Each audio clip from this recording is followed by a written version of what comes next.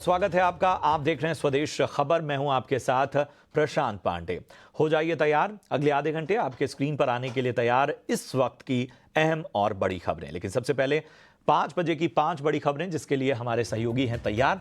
तो सबसे पहले जो पीएसयू सेक्टर है उस पर सरकार का फोकस बरकरार है और किस तरह की तैयारी है इसको बताएंगे हमारे सहयोगी प्रकाश प्रियदर्शी। इंडिगो के शेयरों में ऊंची उड़ान देखने को मिली है, क्या है इस तेजी के ट्रिगर, बताएंगे सौमित सरकार। ईवी को टैक्स में राहत नहीं मिलेगी, आखिर क्या है ये संकेत, बताएंगे हमारे सहयोगी सुमित चतुर्वेदी। बाजार का एक्शन बताएंगे अंश भीलवाड़ और 5 का पंच बताएंगी अशेषा। तो ये वो अहम खबरें हैं जिन पर हमारी निगाह बनी रहेगी। लेकिन सबसे पहले बात करेंगे बाजार की। तो निफ्टी में लगातार छठे दिन तेजी नजर आई। 41 अंक चढ़कर 24,800 के ऊपर बंद हुआ। बैंक निफ्टी में 300 अंकों की तेजी दिखी। बाजार का पूरा एक्शन बताने के लिए अंश भीलवाड़ हमारे सहयोगी जुड़ चुके हैं। अंश, बताएं बाजार में दिन भर किस तरह का एक्शन रहा? तो निफ्टी का यह छठवां सेशन था जब हमें लगातार खरीदारी नजर आई। इतनी कंटिन्यूस खरीदारी हमें आज से कुछ 3 महीने पहले देखी गई थी। अब दूसरे ब्रॉड इंडिसेस की बात की जाए तो दोनों ही मिड कैप स्मॉल कैप भी हमें हरे निशान में बंद होते हुए नजर आए और ये 5वां सेशन है जब हमें इसमें लगातार खरीदारी नजर आई। सेक्टर इंडिसेस की बात की जाए तो निफ्टी एफएमसीजी ने आज रिकॉर्ड हाई का स्तर छुआ। इसके साथ साथ मेटल इंडेक्स देखे तो इसका भी 5वां सेशन था लगातार खरीदारी का। तो यहाँ पे एक अच्छा पॉजिटिव स्ट्रॉन्ग मोमेंटम बनता हुआ नजर आता है। निफ्टी बैंक की बात की जाए तो निफ्टी बैंक का चार्ट देखे तो अपना जो कंसोलिडेशन का रेजिस्टेंस है उसके थोड़ा ऊपर क्लोज होता हुआ नजर आया। ये रेजिस्टेंस अराउंड 5700-800 के पास है। लेकिन ट्यूसडे को भी हमें एक फॉल्स ब्रेकआउट नजर आया था, तो हमें एक और सेशन रुकना चाहिए थोड़ा एक कंफर्मेशन के लिए, ताकि एक पॉजिटिविटी का कंफर्मेशन मिल जाए। अगर हम और सेक्टर इंडिसेस की बात करें तो निफ्टी एनर्जी इंडेक्स आज का टॉप सेक्टर लूजर के तौर पे नजर आता है। 4 सेशन से इसमें लगातार खरीदारी थी और अब जाके ये लाल निशान में बंद होता हुआ नजर आया। इसके टॉप ड्रैगर्स देखें तो यहाँ पे हमें अडानी ग्रीन और एनटीपीसी नजर आते हैं। दूसरे इंडिसेस की बात करें तो आईटी इंडेक्स और फार्मा इंडेक्स ने भी आज रिकॉर्ड हाई का स्तर छुआ, लेकिन गेंस को होल्ड नहीं कर पाए और लाल निशान में आके क्लोज हुए हैं। तो ओवरऑल बाजार देखें तो सेक्टर इंडिसेस के लिए काफी मिक्स रहा था, लेकिन निफ्टी और निफ्टी बैंक के लिए पॉजिटिव रहा था। शुक्रिया करेंगे अंश आपका इस अहम जानकारी के लिए। बढ़ते हैं अपने खास सेगमेंट 5 का पंच की तरफ, जहां हमारी सहयोगी आशीषा अधवरियू आपको बता रही हैं कि किन शेयरों में दिखा जबरदस्त एक्शन, किस थीम में रही रफ्तार। जी आशीषा, बताएं। बिल्कुल, आज 5 का पंच में सबसे पहले हम 2 कंपनियों की बात करेंगे जिनके बोर्ड ऑफ डायरेक्टर्स की बैठक होने वाली है बायबैक कंसिडर करने के लिए। ट्रांसपोर्ट कॉरपोरेशन ऑफ इंडिया और आरती ड्रग्स दोनों ही स्टॉक्स में 6 से 12% की तेजी आज दिखी। ट्रांसपोर्ट कॉरपोरेशन ऑफ इंडिया की 24 अगस्त को और आरती ड्रग्स की 26 अगस्त को बैठक होगी बायबैक कंसिडर करने के लिए। दोनों ही शेयर्स आज फोकस में थे। इसके अलावा ऑफिस स्पेस सॉल्यूशंस पर फोकस करते हैं। करीब 15% की तेजी यहां पर भी दिखी। कुछ एक्सपेंशन प्लान्स आए जहां कंपनी ने बताया कि कंपनी अब 66,000 स्क्वायर फीट का प्रीमियम वर्क स्पेस कंपनी ने बेंगलुरु में लिया है। एक्सपेंशन प्लान्स है जिसके चलते इस स्टॉक में भी करीब 15% की तेजी दिखी। इसके अलावा इरेडा 8% की तेजी यहां पर भी थी। बोर्ड ऑफ डायरेक्टर्स की बैठक होगी 29 अगस्त को, जहां पर फंड रेजिंग प्लान्स कंसिडर किए जाएंगे। QIP, राइट्स इश्यू या FPO, तीनों ही ऑप्शंस मैनेजमेंट ने खुले रखे हैं, तो इसके चलते यहाँ पर भी तेजी दिखी। इसके अलावा पारस डिफेंस 5% की अपर सर्किट पर लॉक होता हुआ नजर आया। कंपनी ने एक्सचेंजेस को बताया कि कंपनी को मिनिस्ट्री ऑफ कॉमर्स से इंडस्ट्रियल लाइसेंस मिला है डिफेंस प्रोडक्ट मैन्युफैक्चरिंग के लिए अगले 15 सालों के लिए। इसी के साथ इनके भी बोर्ड ऑफ डायरेक्टर्स की बैठक होगी फंड रेजिंग प्लान्स के लिए। तो दोनों ही पॉजिटिव न्यूज फ्लो, जिसके चलते 5% की अपर सर्किट में स्टॉक लॉक्ड इन था। लास्ट में कल्याण ज्वेलर्स की बात करते हैं। करीब 5% की तेजी यहां पर भी दिखी। प्रमोटर्स ने हिस्सेदारी खरीदी। वार्बक पिंकस की एफिलिएट कंपनी से ये ट्रांजैक्शन किया गया था, जिसके चलते प्रमोटर की शेयर होल्डिंग अब बढ़ चुकी है कंपनी में। और याद रखिए 6.5% की ब्लॉक डील इस स्टॉक पर भी हुई थी इस ट्रांजैक्शन के चलते। तो कल्याण ज्वेलर्स भी इस न्यूज के दम पर आज फोकस में था। शुक्रिया करेंगे आशीषा आपका इस अहम जानकारी के लिए। एयरलाइंस कंपनी इंडिगो के शेयरों में लगातार तेजी देखने को मिल रही है। क्या हैं इस तेजी के ट्रिगर्स, जानते हैं मेरे सहयोगी सौमित सरकार से। जी सौमित, बताएं। इंडिया की सबसे बड़ी एयरलाइन कंपनी है इंडिगो, इसको एक और अपग्रेड देखने मिला है और इस टाइम जेफरीज ने अपनी जो रेटिंग है वो होल्ड से बढ़ाकर बाय कर दी है और टारगेट प्राइस अगर आप देखेंगे तो 4,400 की थी, वो 5,225 रुपए की कर दी है कंपनी ने। अब कंपनी ब्रोकरेज का मानना ऐसा है कि पिछले 12 से 15 महीने में अगर आप देखेंगे तो कंपनी की जो फाइनेंशियल परफॉर्मेंस थी वो कंटिन्यूसली ब्रोकरेज को सरप्राइज कर रही थी। मतलब जबकि इतने सारे कॉस्ट और इश्यूज थे, इतने सारे सेक्टरल और कैपेसिटी के इश्यूज थे इंडस्ट्री में, उसके बावजूद कंपनी का जो फाइनेंशियल परफॉर्मेंस था वो काफ़ी स्ट्रांग रहा है और इसके कारण ब्रोकरेज काफ़ी इंप्रेस हुए हैं और काफ़ी सरप्राइज थे इस परफॉर्मेंस को लेके। इसके अलावा अगर आप देखेंगे तो ब्रोकरेज का मानना ऐसा भी है कि इंडस्ट्री में जो अभी करंट सिनेरियो है उसमें जो कॉम्पिटिटर्स की सिचुएशन है वो अभी भी काफ़ी वीक है। अगर आप देखेंगे तो एयर इंडिया ग्रुप जो है वो कैपेसिटी ऐड नहीं कर पा रही है, स्पाइस जेट के फाइनेंशियल कंस्ट्रेंट्स होने के कारण भी वो कैपेसिटी ऐड नहीं कर पा रही है। तो इस कारण पूरा इंडस्ट्री का कैपेसिटी ग्रोथ नहीं हो रहा है, बट डिमांड ग्रोथ होने के कारण जो यील्ड्स है जिसे हम एवरेज टिकट प्राइसेस कहते हैं वो काफ़ी कंसिस्टेंट और हायर लेवल पे रहेंगे। अब ब्रोकरेज ये कह रहा है कि FY24 का जो लेवल था वो काफ़ी हाई था, उतना लेवल हमें नहीं देखने मिलेगा, बट FY25 में जो टिकट प्राइसेस रहेंगे वो फिर भी कंसिडरेबल हाई लेवल पे रहेंगे और इसी कारण कंपनी की जो प्रॉफिटेबिलिटी है वो काफ़ी स्ट्रांग हो सकती है आगे चल के भी। और इसी कारण ब्रोकरेज काफ़ी बुलिश हो चुके हैं अब इंडिगो को लेके। उन्होंने अपने जो एस्टिमेट्स है EPS के वो करीब 6 to 7% से बढ़ा दिए हैं फॉर FY26 और FY27 और ये भी कह रहे हैं कि इस सब के बावजूद भी अगर आप देखेंगे तो इंडिगो के लिए जो न्यू ग्रोथ एवेन्यूज है आगे चल के वो भी काफ़ी स्ट्रांग है और काफ़ी बुलिश है इस कारणों की वजह से जेफरीज इंडिगो पे। और इसी कारण उन्होंने अपनी जो रेटिंग है उसको बढ़ा दी है बाय पे और टारगेट प्राइस भी बढ़ाया है, 5,225 रुपए कर दिया। शुक्रिया सौमीत आपका इस अहम जानकारी के लिए। बढ़ते हैं आगे। श्याम मेटलिक्स में शानदार तेजी देखने को मिली है। आखिर इस तेजी की वजह क्या है, मेरे सहयोगी वरुण दुबे से जानते हैं। देखिए, श्याम मेटालिक्स के स्टॉक प्राइस में आज जो जोरदार तेजी देखने मिली है उसका कारण है यूबीएस की रिपोर्ट। दरअसल यूबीएस ने अपने कवरेज की शुरुआत की है और 1,200 रुपये के प्राइस टारगेट इस कंपनी पे दिए हैं, यानी कि कल के क्लोजिंग से अगर आप देखेंगे तो करीब 57% के आसपास के अपसाइड जो है वो इस कंपनी पे देख रहे हैं, स्टॉक पे देख रहे हैं। इनका कहना है कि खासकर जो वैल्यू एडेड प्रोडक्ट्स है उस पर कंपनी अपना फोकस लगातार बढ़ाते जा रही है और उसका बड़ा फायदा जो है आपको आने वाले क्वार्टर्स में देखने मिलेगा। इस कंपनी के जो नतीजे आ रहे हैं वो भी काफ़ी मजबूत है, उसके चलते भी कहीं ना कहीं भरोसा जो है वो काफ़ी हद तक बढ़ा है। एल्यूमिनियम फॉइल, स्टेनलेस स्टील का प्रदर्शन अगर आप देखेंगे तो इस कंपनी का काफ़ी बेहतर है। नए प्रोडक्ट्स में ये कंपनी जो है आगे FY24 से 27 तक करीब 2600 करोड़ रुपए के आसपास का एबिटा जो है वो कर सकती है, ये कहना है यूबीएस का। यानी कि एबिटा में अगर आप देखेंगे तो करीब 39% के आसपास की CAGR ग्रोथ जो है वो ये कंपनी डिलीवर कर सकती है। कंपनी का प्रोडक्ट पोर्टफोलियो जो है काफ़ी डाइवर्सिफाइड है, इसके लिए साइक्लिकल रिस्क जो है वो इस कंपनी को लेकर काफ़ी कम है। मार्जिन्स, रिटर्न रेशियोज, ये सब कंपनी के जो है वो काफ़ी हद तक अच्छे हैं और आगे अच्छे बने रहेंगे। कंपनी आगे चल के काफ़ी बड़ा केपेक्स भी करने वाली है। क्षमता विस्तार पे FY22 से FY27 तक कंपनी करीब 10,000 करोड़ रुपए के आसपास का खर्च जो है वो भी करने वाली है। इससे भी कंपनी को बड़ा फ़ायदा मिलेगा। अगर आप देखेंगे तो इस कंपनी के ओवरऑल ऑपरेशंस जो है वो इंटीग्रेटेड है, वो एक अच्छी बात है। नए सेगमेंट्स में कंपनी प्रवेश कर रही है, ये अच्छी बात है।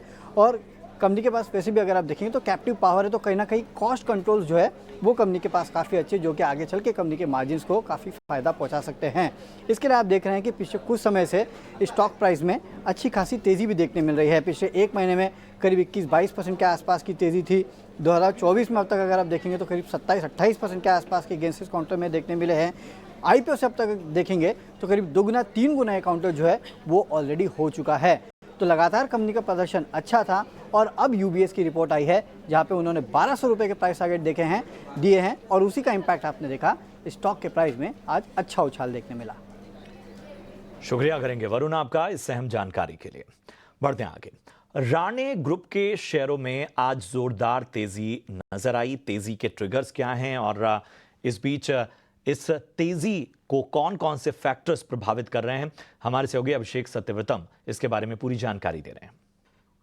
राणे ग्रुप के शेयरों में आज लगातार दूसरे सत्र में तेजी है और कल हमने देखा था कि अपर सर्किट लगे थे तमाम स्टॉक्स में, और राणे मद्रास हो, राणे होल्डिंग हो, राणे ब्रेक लाइनिंग हो, सारे के सारे शेयर कल भी दौड़ रहे थे और आज ये दौड़ जारी है।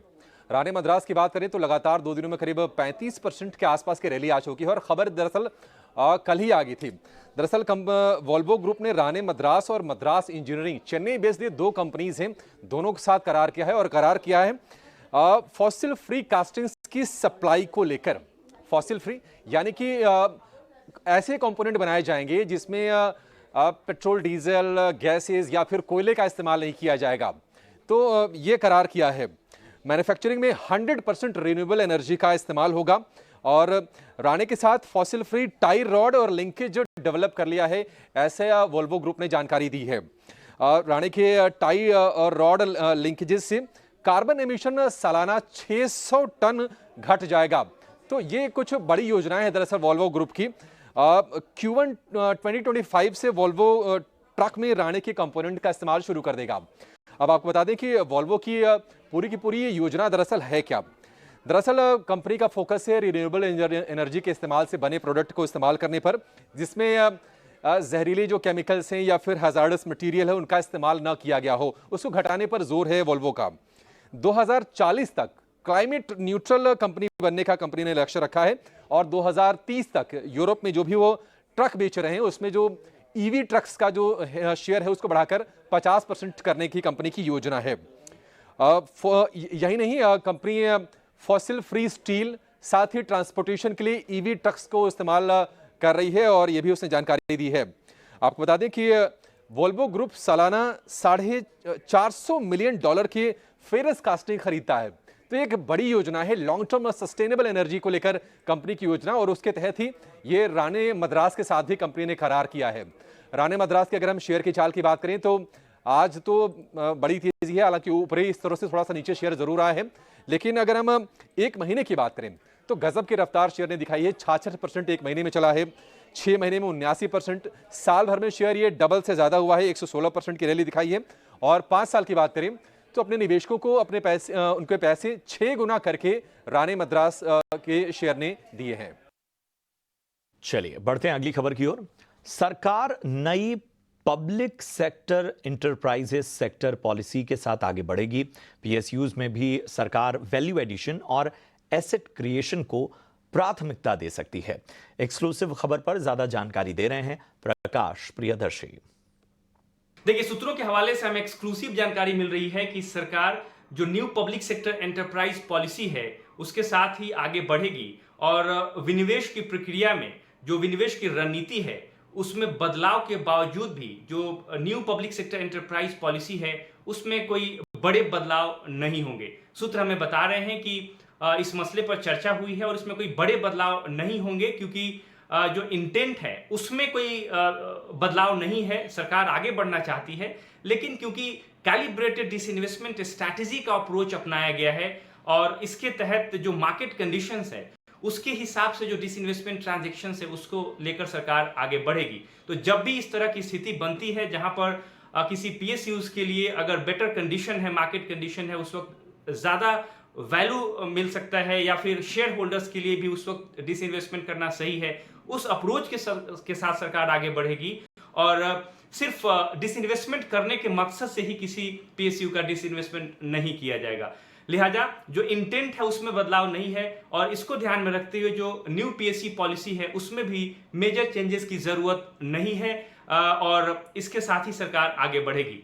इसके अलावा सूत्र इस बात की भी जानकारी दे रहे हैं कि अगर आप न्यू पीएससी पॉलिसी को देखें तो टाइमिंग्स को लेकर, डिसइन्वेस्टमेंट के टाइमिंग्स को लेकर काफी फ्लेक्सिबिलिटी है, लिहाजा उसमें बड़े बदलाव की जरूरत नहीं है। जैसा कि आपको पता है कि सरकार 2021 में न्यू पीएससी पॉलिसी लेकर आई थी जिसके जरिए एक गाइडेंस एंड रोड मैप तैयार किया गया था कि स्ट्रेटेजिक और नॉन स्ट्रेटेजिक सेक्टर के तहत जो पीएसयूज आ रही हैं उनका डिसइन्वेस्टमेंट किस तरीके से किया जाएगा। लेकिन समय के साथ सरकार के रुख में बदलाव है और अब फोकस इस बात पर किया जा रहा है कि जो पीएसयूज है पहले उनके वैल्यू क्रिएशन, वैल्यू जनरेशन पर फोकस किया जाए ताकि जो शेयर होल्डर्स हैं उनको इसका फायदा दिखे। इसके अलावा सूत्र इस बात की भी जानकारी दे रहे हैं कि जो पीएसयूज है लगभग सभी पीएसयूज के कोर और नॉन कोर एसेट्स की पहचान कर ली गई है। ये काफी इंपॉर्टेंट डेवलपमेंट है और फोकस इस बात पर है कि जो नॉन कोर एसेट्स है उसकी लिस्टिंग की जाए ताकि ज्यादा से ज्यादा वैल्यू जनरेट किया जाए सरकार के लिए भी और जो रिटेल शेयर होल्डर्स हैं उनके लिए भी। तो इस बदली हुई रणनीति के साथ सरकार आगे बढ़ रही है, लेकिन इसके लिए न्यू पीएससी पॉलिसी में बड़े बदलाव होंगे इसकी जरूरत महसूस नहीं की जा रही है, जैसा कि सूत्र हमें इस बात की जानकारी दे रहे हैं। चलिए बढ़ते हैं अगली खबर की ओर। 9 सितंबर को होने वाली जीएसटी काउंसिल की बैठक में इलेक्ट्रिक व्हीकल यानी ईवी और क्लीन फ्यूल व्हीकल को राहत मिलने की कम संभावनाएं हैं। ऐसा क्यों? पूरी खबर बता रहे हैं सुमित चतुर्वेदी। जीएसटी काउंसिल की मीटिंग है 9 सितंबर को और काफ़ी मुद्दे हो सकते हैं। हालांकि एक महत्वपूर्ण मुद्दा है कि ईवी इलेक्ट्रिक व्हीकल्स या ऑल्टरनेट फ्यूल व्हीकल्स उन पे कुछ जीएसटी राहत मिले या नहीं। यहाँ पे ये कोई राहत मिलती नहीं दिख रही है। हालांकि बजाज ऑटो के एमडी राजीव बजाज पिछले हफ्ते फाइनेंस मिनिस्ट्री वित्त मंत्रालय आए थे। उन्होंने काफ़ी सॉप्स की डिमांड की, कहा कि कुछ छूट मिलनी चाहिए। वित्त मंत्रालय अभी इस छूट देने के हक में नहीं है। ऐसी छूट मिलती नहीं दिख रही है सितंबर 9 मीटिंग में। हालांकि कुछ और बातों पे चर्चा हो सकती है। टैक्सेशन डिमांड पे चर्चा हो सकती है, जिसमें फॉरेन एयरलाइंस पे 10,000 करोड़ की जो टैक्सेशन डिमांड है उस पे चर्चा हो सकती है। इन्फोसिस पे $4 बिलियन की टैक्स डिमांड है, उस पे चर्चा हो सकती है। कुछ राहत वहाँ मिल सकती है। इस सब को देखते हुए ये सब बातें होंगी 9 सितंबर की मीटिंग में। पर ईवी को लेकर, ऑल्टरनेट फ्यूल व्हीकल को लेकर कोई राहत मिलती नहीं दिख रही है। दूसरी तरह की टैक्स से जुड़ी राहतें ज़रूर मिल सकती हैं, क्योंकि कुछ पेचीदे मुद्दे हैं जिन्हें सुलझाना बहुत ज़रूरी है।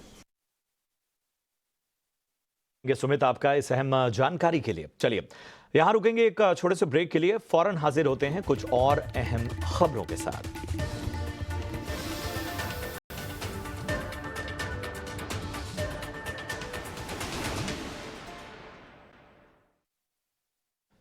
ब्रेक के बाद स्वागत है आपका। आर्थिक मुद्दों पर सरकार को सुझाव देने वाले संगठन स्वदेशी जागरण मंच का सरकार को सतर्क रहने की आवश्यकता है।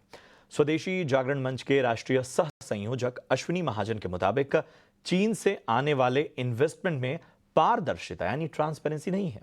उनसे खास बातचीत की हमारे सहयोगी अनुराग शाह ने।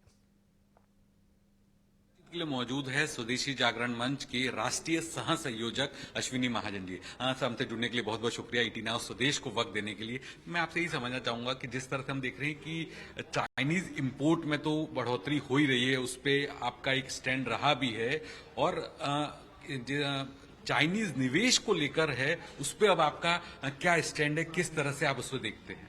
देखिए, ये एक तरफ चाइनीज इंपोर्ट्स हैं, जिसके कारण हमने देखा कि पिछले लगभग 22-25 सालों से लगातार हमारे देश में डंपिंग हो रही है, और उसके कारण हमारे जितने भी उद्योग धंधे थे उस पर बहुत प्रभाव पड़ा है। चाहे वो एपीआई इंडस्ट्री थी, मशीनरी उद्योग था, इलेक्ट्रॉनिक था, टेलीकॉम था, टॉयज थे, जितने भी प्रकार के उद्योग थे उन पर एक बहुत बड़ा प्रभाव पड़ा, जिसके कारण हमारी जो जीडीपी में मैन्युफैक्चरिंग का हिस्सा था वो भी कम हो गया, लगभग 3। चलिए बढ़ते हैं आगे। भारत और पोलैंड के बीच रिश्तों के 70 साल पूरे होने के मौके पर पीएम मोदी पोलैंड में मौजूद हैं। इस मौके पर कई कार्यक्रम रखे गए। वॉर्सा चांसलरी में पीएम मोदी का सेरेमोनियल स्वागत हुआ। इसके बाद पॉलिश पीएम डोनाल्ड टस्क के बीच आधिकारिक बैठक हुई।